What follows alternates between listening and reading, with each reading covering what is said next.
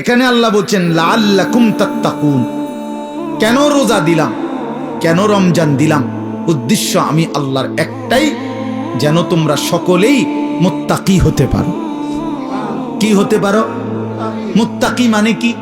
মুত্তাকি মানে দুই জিনিস, যে সমস্ত গুনাহ ত্যাগ করে আল্লাহ পাকের সব হুকুম পালন করে, তারই বলে মুত্তাকি, যে আল্লাহকে প্রতিনিয়ত ভয় করে। তো আল্লাহ তাআলা বলেন এই মুত্তাকি আমি এক রমজানের মধ্যেই 30 দিনেই তোমাকে বানিয়ে দেব। দেখেন 5 নম্বর আয়াত, মানে যেখানে গিয়ে কথাটা শেষ করছে 187 নম্বর আয়াতে, 5টা আয়াত বললাম না?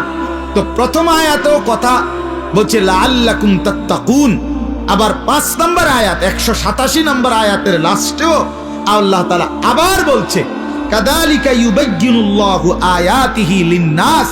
আল্লাহ বলে শোনো, আমি আল্লাহ আমার বান্দাদের জন্য মাহে রমজান সম্পর্কিত বিষয়গুলো স্পষ্টভাবে বলে দিলাম। কেন? লাআল্লাহুম ইয়াত্তাকুন, ওই একই কথা, যেন তারা মুত্তাকি হইতে পারে।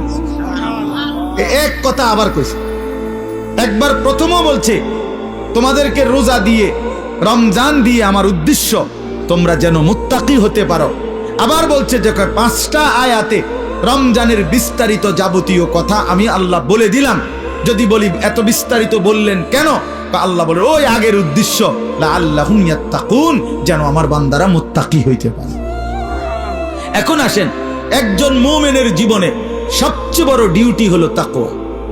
আমরা ঈমানদার, আমরা মুমিন, আমরা মুসলমান। এই মুসলমান তো আমাদের একটা পরিচয়, আর জান্নাত আমাদের জন্য। জান্নাত আল্লাহ বানাইছেন মুমিনের জন্য, জান্নাত আল্লাহ বানাইছেন মুসলমানের জন্য, জান্নাত আল্লাহ তাআলা বানাইছেন ঈমানদারের জন্য। কোন কাফের বেঈমান মুশরিক, কোন নাস্তিক মুরতাদ, আল্লাহর অবাধ্য পাপী নাফরমান পৃথিবীর সবগুলো ভালো কাজও যদি করে, ঈমান না থাকলে খোদার কসম আখিরাতে এক ঢোক পানিও মিলবে না, এক লোকমা খাবারও মিলবে না, সুখের এক বিন্দু চিহ্নও পাবে না, কোনোদিন মুখে একবারের জন্য হাসিও ফুটবে না। ঈমানবিহীন কোনো কিছুর মূল্য নেই আখিরাতে। দুনিয়া মিলতে পারে, দুনিয়া মিলা কোনো আশ্চর্য কিছু না। আমরা অনেক সময় বলি যে কাফের বেঈমানরা দুনিয়া খুব খাইতেছে, চোর ডাকাত, সিটার বাটপার, সুদখোর, ঘুষখোর, জালেম দুনিয়া খুব ভোগ করতেছে। খোদা একা তারে দুনিয়া এত দিছে, অনেকের আফসুস। তো তোমারও দিত নাকি? তুমি শোনো নাই যে আল্লাহ যে বলছে জালেমকে, নাফরমানকে, বেঈমানকে আমি দুনিয়া দিয়ে দিলাম, ওমা লাহু ফিল আখিরাতি মিন খালাক, কিন্তু আখিরাতে তার কোনো অংশ নাই। তো আপনার জন্য এটাই ফয়সালা হোক। ওম্মা তো আপনি তো দোনো তালে আছেন, কথা বুঝেন নাই কথাটা? আপনি যদি ফয়সালা নেন আখিরাত থেকে নিবে, তো এখন ছেড়ে দিতে হবে। এখন কি করতে হবে? ছেড়ে দিতে হবে। নবী সাল্লাল্লাহু আলাইহি সাল্লামের একসাথে 9 জন বিবি ছিল। প্রথম 2 জন ইন্তেকাল করছে নবীজি থাকতেই, এই মোট 11 জন বিবি। এর মধ্যে নবীজির ইন্তেকাল পর্যন্ত জীবিত ছিলেন 9 জন একসাথে। কয়জন? এই 9 জন বিবি একদিন জীবনে একবার নবী সাল্লাল্লাহু আলাইহি সাল্লামের কাছে একটা আবদার করছিল।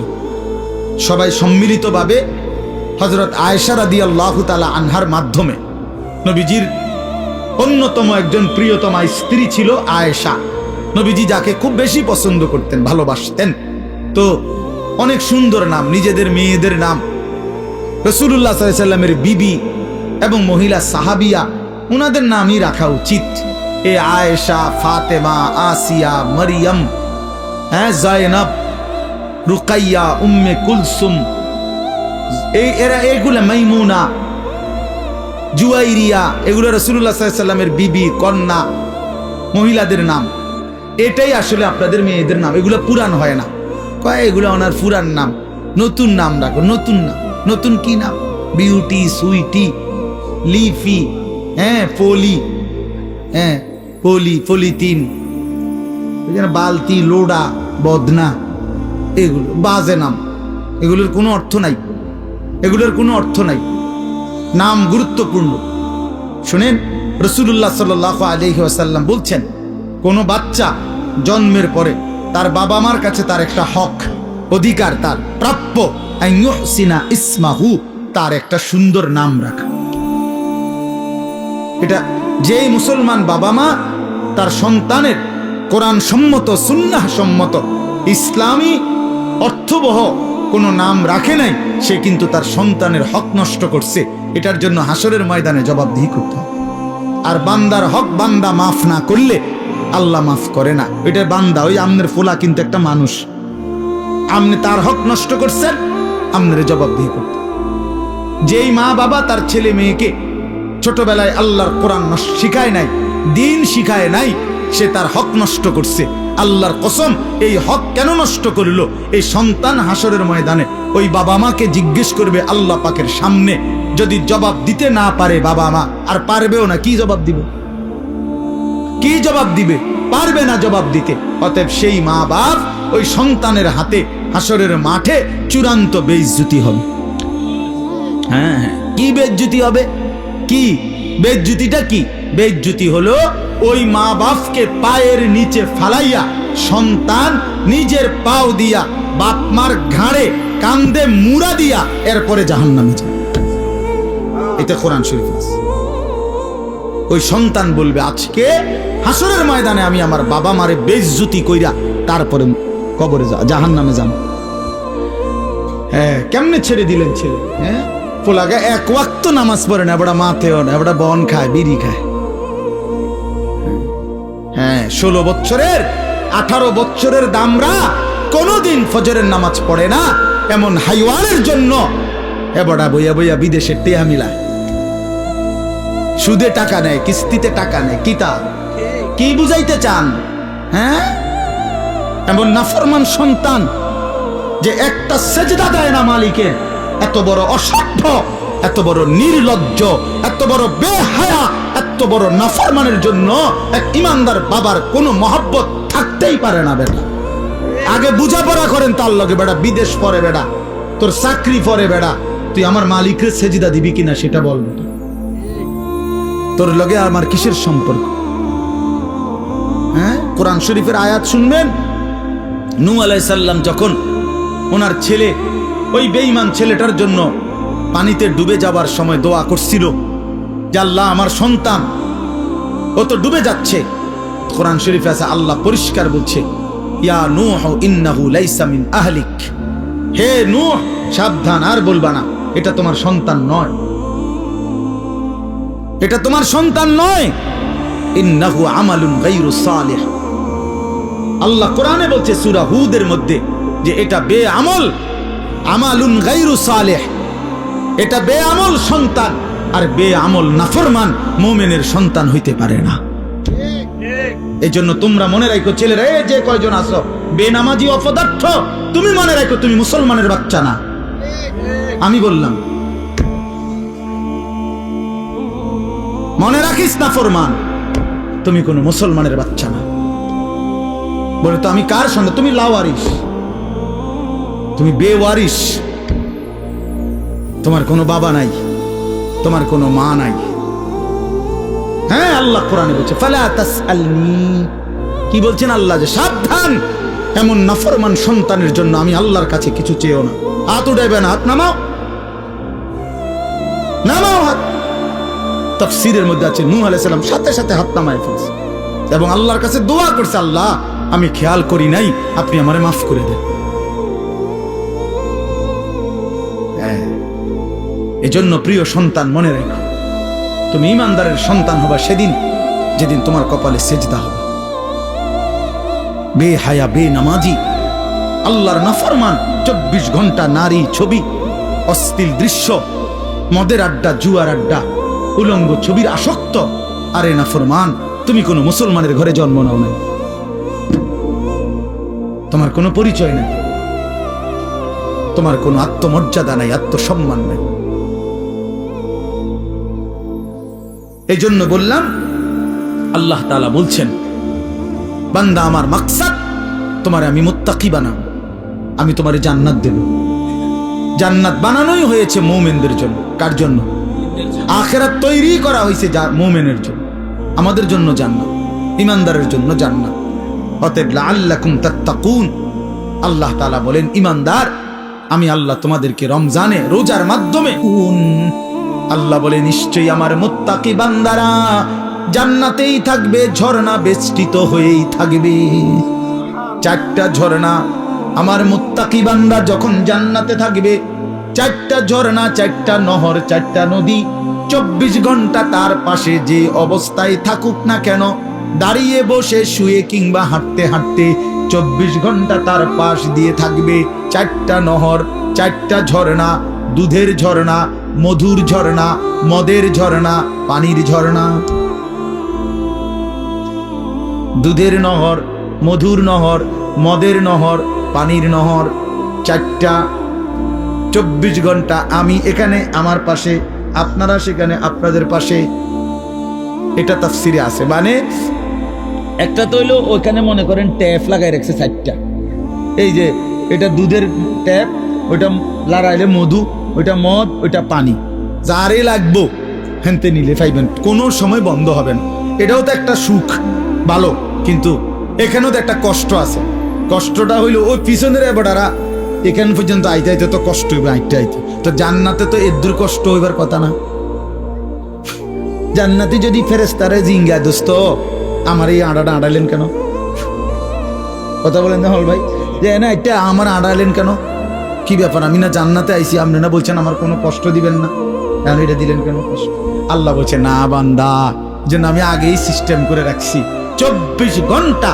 তুমি বান্দা যখন যেভাবে, তুমি খাটে থাকো, তুমি বিছনায় থাকো, তুমি সোফাতে থাকো, তুমি হাঁটতে থাকো, তুমি নিচে থাকো কিংবা উপরে থাকো, তুমি থাকবা যেখানে, তোমার পাশে এই চারটা নহর বইতে থাকবে সেখানে।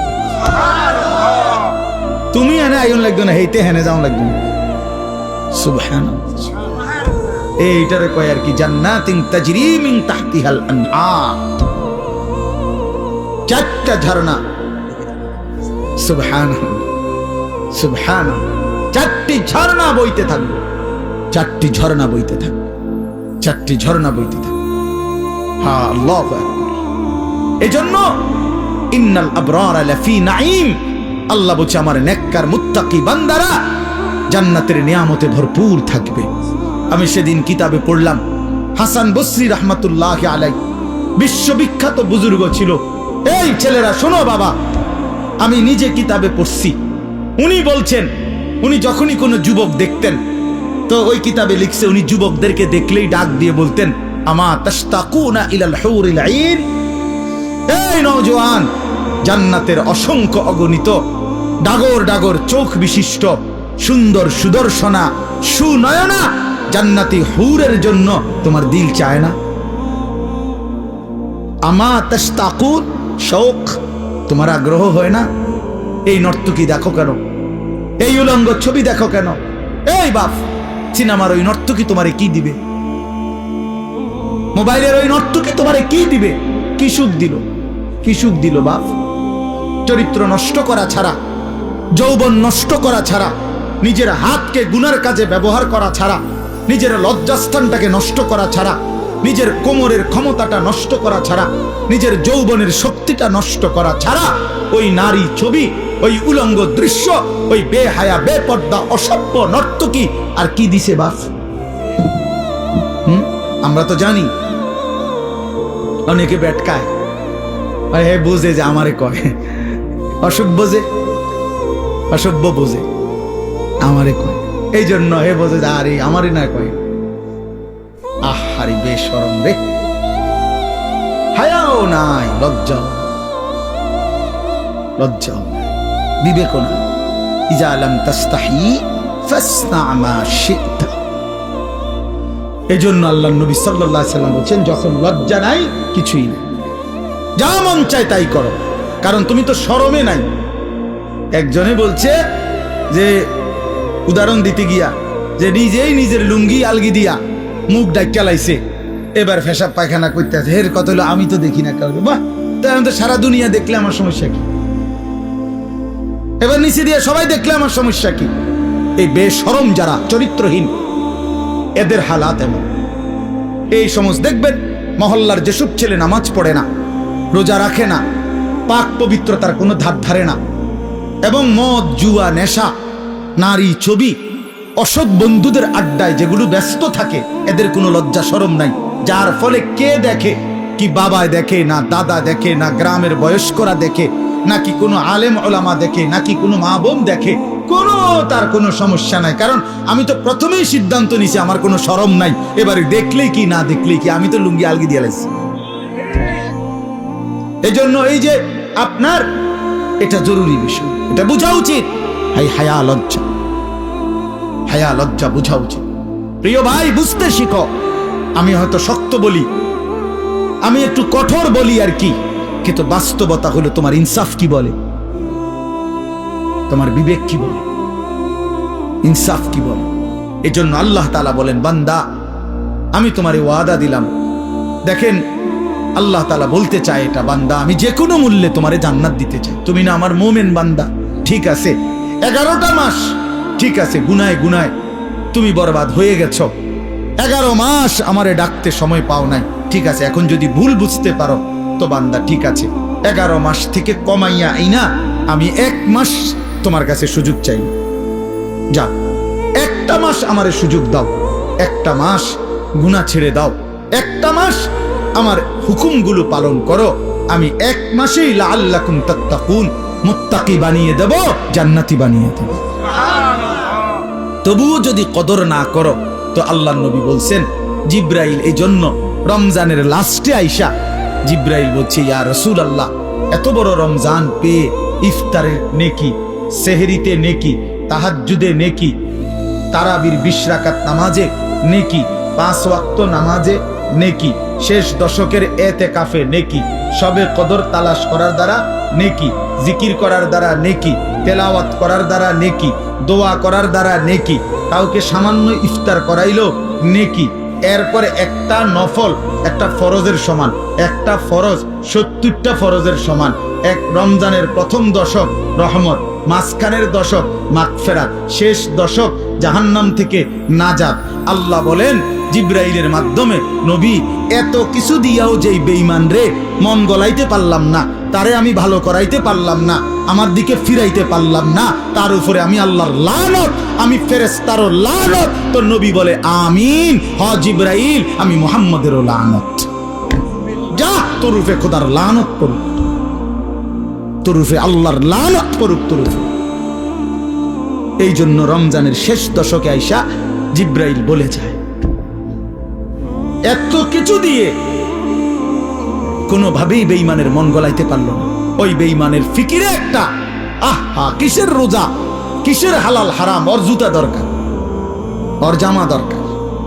ওই মহিলা ওই অসভ্য বেপর্দা নারী, তার কথা হলো কি এর কিতা রহমত কারে হুনান, আমি রহমত মাগফিরাত নাজাত দিয়া আমি কিতা করব, আমার দরকার জুতা, আমার দরকার নতুন শাড়ি, আমার দরকার নতুন 3 পিস। এই জন্য 10 দিন 20 দিন পুরাটা রমজান বাজারে বাজারে মার্কেটে মার্কেটে ঘুরে, দোকানে দোকানে ঘাম বাইয়া বাইয়া পড়ে। ইফতারির টাইম হয়ে গেছে, এখনো কেনাকাটা শেষ হয় না। সবে বড় কদর কই গেল, এতেকাফ কই গেল, আল্লাহর জিকির তেলাওয়াত কই গেল, 70 গুণ নেকির রমজান কোথায় গেল? সবকিছু এক জোড়া জুতার জন্য, একটা জামার জন্য, একটা কাপড় চোপড়ের জন্য শেষ করে দিল। ওহ হায় হায় মুসলমান, কত অল্প মূল্যে নিজেকে বিক্রি করে দিল। আখিরাতটা কত, আল্লাহর এতগুলো নিয়ামত, আল্লাহর এতগুলো অফার প্রত্যাখ্যান করে, লাগবে না এগুলো, আমার লাগবে না, আমি টান্দাই, আমার দরকার নেই, আমার দরকার জুতা। আমার যাতে ফেরেশতা নতুন জুতা কিনা রাখছি, যাতে আমার জুতা দিয়া ফিরতে পারে ফেরেশতা। হ্যাঁ হ্যাঁ, ফেরেশতাও এই জন্য বলে রাখে যে শুনো বোন, তোমারে জুতা দিয়েই ফিটমু, মনে রেখো। বেপরদিগি আল্লাহর দেওয়া রমজান, এত বড় দামি সময়ে তুমি বাজারে বাজারে ঘুরো। একটা সেকেন্ড, আমার শায়েখ আল্লামা মুফতি মুশতাকুন নবী সাহেব হুজুর বলে, হায় মুসলমান, রমজানের এক একটা সেকেন্ড ছিল হীরার মতো, মণি মুক্তার মতো। হীরা ফেলে মাটি নিলাম, মাটি নিলাম। এক জোড়া জুতা তো আগেও কিনতে পারতাম, কখন কিনা যায় না? কথা বলেন না কেন? এখন বাজারে তো কোনো জুতা নাই, এখন বাজারে তো কোনো 3 পিস নাই, এখন বাজারে তো কোনো গহনা নাই, কিছু নাই বাজারে এখন। তো তাইলে এখন কিনা যায় না, এখন কিনা যায় না। এজন্য এখন ফিকির করে, যদি দরকারি হয় কিনার, অসুবিধা নাই, কিনেন। হালাল কাপড় কিনা তো নাজায়েজ না, তো এখন কিনে। এখন আমি গতকালকে আমার পুরা ফ্যামিলির যার যা কাপড় পাঞ্জাবি, আমার আত্মীয় স্বজন ভাই বেরাদরদের মধ্যে এবং আত্মীয় স্বজনের মধ্যে যাদের যা কাপড় দরকার বিবি লিস্ট করে দিছে, একসাথে গতকালকে ঢাকা থেকে 27,000 টাকার কাপড় সব কিনে নিয়েছি। খালাস করলো, খালাস সব একের বাচ্চা কাচ্চা বুড়া গাড়া জিরু সাইজ সব কিনার বলছি, এগুলো আবার সিলাই লাও যাও। ঈদের কেনাকাটা শেষ। বুঝাইতে চাইলাম ইচ্ছা করলে সম্ভব কিনা বলেন, ইচ্ছে করলে সম্ভব কিনা? না, আমাদের বয়স্করা বাবারা স্বামীরা বেডিতে রে বাজারে পুরা ডাইরেক্ট বন্দুক দিয়ে দেয়, যা তোরে ছাইড়ে দিলাম। প্রত্যেক দিন বাজারে যাইবে, আজগা জুতা, কালকা শার্ট, পরশু জামা, একটা একটা করে কাপড় কিনতে, একটা একটা জুতা কিনতে মহিলা বাজারে বাজারে ঘুরে। রাহা রমজান তাইলে কার জন্য? রহমত মাগফিরাত কার জন্য? নাজাত কার জন্য বলেন? কার জন্য? কার জন্য বলেন? আহা, আফসোসের বিষয়। আমরা যদি কদর না করি তো মুমিন, আমরা যদি কদর না করি কার জন্য বলেন? ইনসাফ করে বলেন, ইনসাফ করে বলেন। মাহে রমজান তাহলে কার জন্য? আমাদের জন্য না? কথা বলেন না কেন? আমাদের জন্য কিনা বলেন? অতএব দয়া করে বুঝতে শিখে। আল্লাহ তাআলা বলছেন, ইয়া আইয়ুহাল্লাযীনা আমানু কুতিবা আলাইকুমুস সিয়াম কামা কুতিবা আলাল্লাযীনা মিন ক্বাবলিকুম লাআল্লাকুম তাত্তাকুন। আল্লাহ তাআলা বলেন, হে ঈমানদারগণ, তোমাদের উপরে রোজা ফরজ করা হলো যেমনটা তোমাদের পূর্ববর্তীদের উপরে ফরজ করা হয়েছিল। কেন? লাআল্লাকুম তাত্তাকুন, আমি তোমাদেরকে মুত্তাকি বানাইতে চাই, মানে জান্নাতি বানাইতে চাই। তাহলে রমজানকে কদর করলে কি মিলবে? জান্নাত মিলবে। বলেন না কি মিলবে? আবার বলেন কি মিলবে? জান্নাত। এই জন্য নওজোয়ান, কিশোর, তরুণ, বয়স্ক, বাবা সবাই মিলে সিদ্ধান্ত নেন, ইনশাআল্লাহ এবারের রমজান হোক পরিবর্তনের রমজান। বলেন ইনশাআল্লাহ, বলেন ইনশাআল্লাহ। আপনাদের কাছে অনুরোধ আমার বাবা, আমিও আপনারাও সবাই মিলে যার যেই গুনার অভ্যাস মাহে রমজানে ছেড়ে দেন। সিদ্ধান্ত নেন, এখন থেকে প্রস্তুতি নেন, এখন থেকে আল্লাহর ইবাদতে লেগে যাবেন। 5 ওয়াক্ত নামাজ পড়বেন, 20 রাকাত পূর্ণ তারাবি পড়বেন। তারাবি পড়বেন কয় রাকাত? আবার বলেন, আবার বলেন, আবার বলেন, জোরসে বলেন, আরো জোরে। জোর হলো না, জোরে জোরে। 8 রাকাত কোনো তারাবি নেই, 8 রাকাত কোনো তারাবি হয় না। বলবেন সোজা কথা, তারাবি কয় রাকাত?